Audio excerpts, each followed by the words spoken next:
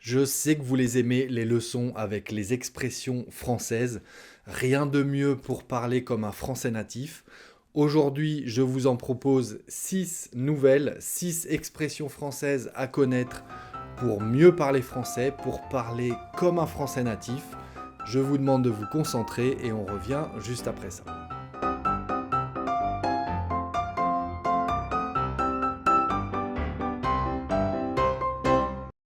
Bonjour à tous et bienvenue sur le Français by Alex. Si on ne se connaît pas encore, eh bien je m'appelle Alex. J'ai créé cette chaîne pour vous aider à avoir l'air français en parlant, pour vous apporter des astuces pour mieux parler français. Donc si le sujet vous intéresse, eh bien pensez à vous abonner à la chaîne.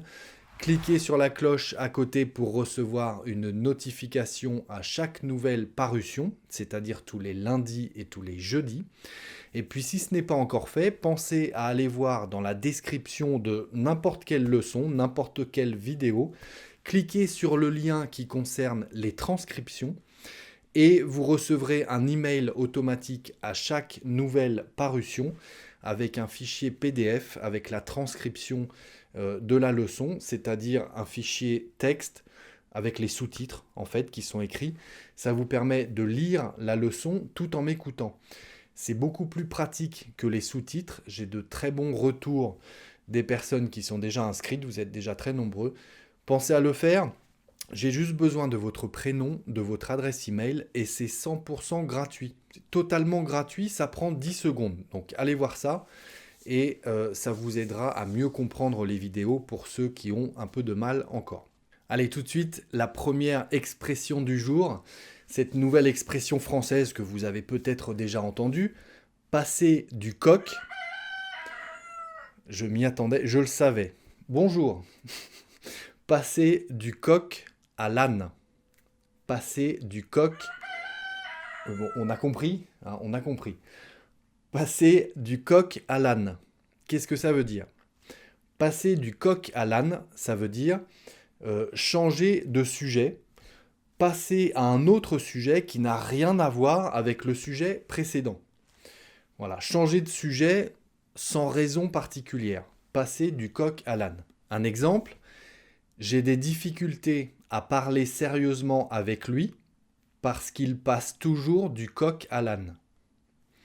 J'ai des difficultés à parler sérieusement avec lui parce qu'il passe toujours du coq à l'âne. Et ça veut donc dire, j'ai du mal à parler avec lui, à avoir une bonne communication, parce qu'il change toujours de sujet. Donc c'est très difficile d'avoir une discussion sérieuse avec lui. D'accord? J'ai des difficultés à parler avec lui parce qu'il passe toujours du coq à l'âne. C'est très utilisé, je suis sûr que vous l'avez déjà entendu, l'expression passer du coq à l'âne. Oui, ça s'appelle l'humour de répétition. La deuxième expression française du jour, ramener sa fraise. Ramener sa fraise. Qu'est-ce que ça veut dire? Ça veut dire agir de manière importune, de manière injustifiée, inappropriée. Hein, agir d'une manière inappropriée. Un exemple, vous avez une discussion sérieuse avec un collègue au travail, parce qu'il y a des problèmes avec le chef, par exemple, donc vous avez une discussion sérieuse. Et puis là, il y a une autre collègue qui arrive et qui dit oui, de toute façon, blablabla. Bla, bla, bla. Et elle n'a rien à faire là. Elle n'était pas invitée dans la discussion. Donc vous lui direz, mais pourquoi tu ramènes ta fraise? Ou arrête de ramener ta fraise. Ce n'est pas très aimable, hein, ce n'est pas vulgaire, ce n'est pas méchant, c'est une manière polie, hein, ce n'est pas impoli de dire ça, donc c'est une manière polie de dire tu n'as rien à faire là, t'es gentil, mais arrête de ramener ta fraise, on ne t'a pas invité à venir discuter avec nous. D'accord? Arrête de ramener ta fraise. Pourquoi tu ramènes ta fraise? On ne t'a pas invité à discuter avec nous. D'accord? Donc ramener sa fraise, c'est agir d'une manière inappropriée, s'inviter dans une discussion alors que On n'a aucune raison de s'y inviter soi-même, d'accord? On n'a aucune raison d'interrompre une conversation pour donner son avis. On n'y a pas été invité. Ça s'appelle ramener sa fraise. Ok? Ramener sa fraise. Troisième expression du jour, en faire tout un fromage. En faire tout un fromage. Qu'est-ce que ça veut dire?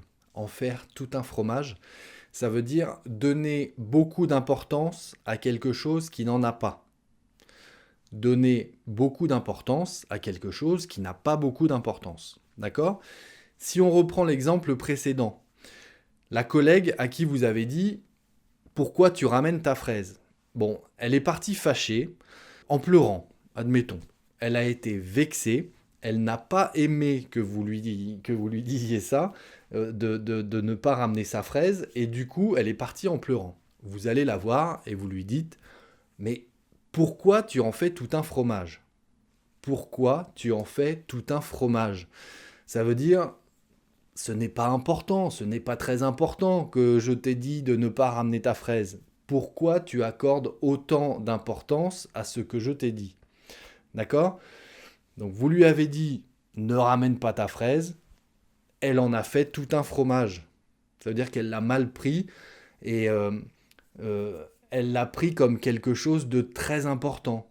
Elle s'est vexée. Donc vous allez la voir et vous lui dites « Écoute, n'en fais pas tout un fromage, ce n'est pas grave. » D'accord ? N'en fais pas tout un fromage. Et puis on va essayer de faire une suite logique avec ces exemples. Quatrième expression française du jour, passer l'éponge. Passer l'éponge. Passer l'éponge, ça veut dire oublier quelque chose, pardonner quelque chose. Hein. Oublier quelque chose qui nous a dérangé, qui nous a blessé, pardonner. Ça veut dire passer l'éponge. D'accord ? Cette collègue à qui vous avez dit « Arrête de ramener ta fraise », vous êtes allé la voir et vous lui avez dit « N'en fais pas tout un fromage. » D'accord ? Bon, 1 heure après, elle est revenue vers vous et elle a dit « Bon ok, je passe l'éponge pour cette fois. Je passe l'éponge pour cette fois. » Ça veut dire « Je te pardonne pour cette fois. » D'accord ? Je passe l'éponge, ça veut dire « Je pardonne. » Passer l'éponge. 5e expression. On va pouvoir continuer notre histoire, vous allez voir. 5e expression française du jour. Clouer le bec. Clouer le bec. Clouer, ça veut dire, vous savez, on prend un clou, un marteau, et ça s'appelle clouer, hein, enfoncer un clou. Le bec, on parle du bec d'un oiseau. Hein, le bec d'un oiseau. Donc clouer le bec, vous imaginez, on met un clou dans le bec, et le bec, il ne peut plus s'ouvrir, donc on ne peut plus parler. Clouer le bec, ça signifie donc rendre quelqu'un au silence, en fait. Faire taire quelqu'un. Faire taire quelqu'un. Clouer le bec à quelqu'un, ça veut dire le condamner au silence, le faire taire. Faire taire quelqu'un. D'accord ? Donc si je prends mon exemple de ma collègue qui est venue me voir en me disant « Ok, je passe l'éponge pour cette fois », eh bien j'étais très étonné parce que d'habitude, elle ne pardonne jamais rien. Cette collègue, elle a un caractère très prononcé, elle ne pardonne jamais rien. Et là, elle me pardonne. Elle est venue me voir en me disant « Je passe l'éponge pour cette fois ». Ça m'a cloué le bec. Ça m'a cloué le bec. Ça veut dire « Je suis resté sans voix ». Hein, la voix pour parler. Je suis resté sans voix. C'est une autre expression, ça d'ailleurs. Bonus, le cadeau du jour. Rester sans voix, ça veut dire être scotché, comme le scotch. Tiens, la leçon sur les marques très utilisées. Parfaite transition, c'était pas prévu. Hein. Allez voir cette leçon qui concerne les marques très utilisées. Le scotch. Eh bien, en français, on en a même fait un verbe, scotcher. Scotcher, ça veut dire utiliser du scotch. Eh bien, ça veut aussi dire, scotcher, rester sans voix. Oh, je suis scotché. Je ferai une autre leçon là-dessus. Et donc, cette collègue, elle a passé l'éponge, eh bien, ça m'a cloué le bec. Je suis très étonné, je suis resté sans voix et je me suis tu. Tu, c'est le participe passé du verbe taire, se taire, c'est je me suis tu. D'accord? Elle m'a fait me taire. Elle m'a fait me taire. Hein, du verbe se taire, fermer sa bouche. Elle m'a cloué le bec. Je suis resté sans voix. Elle m'a cloué le bec d'accepter de passer l'éponge. Pas trop compliqué les phrases avec plein d'expressions là. N'hésitez pas à réécouter tout ce que je viens de dire. J'ai fait une association d'expressions, mais tout est cohérent, tout est logique si vous avez bien compris le sens de ces expressions. Allez, au lieu de mélanger toutes les expressions et de vous embrouiller la tête, je ferais mieux de mettre les voiles. Je ferais mieux de mettre les voiles. 6e expression, mettre les voiles. Mettre les voiles, ça signifie s'en aller, partir, et souvent de manière un peu précipitée, souvent de manière rapide. D'accord? Si vous dites, bon allez, moi je mets les voiles, ça veut dire, allez, c'était pas prévu que je parte maintenant, mais moi je dois partir, je m'en vais. D'accord? Moi je mets les voiles, ça veut dire, moi je m'en vais. Allez, tout de suite, allez, je pars. D'accord? Mettre les voiles, on imagine tout simplement un bateau à voile, hein, un voilier.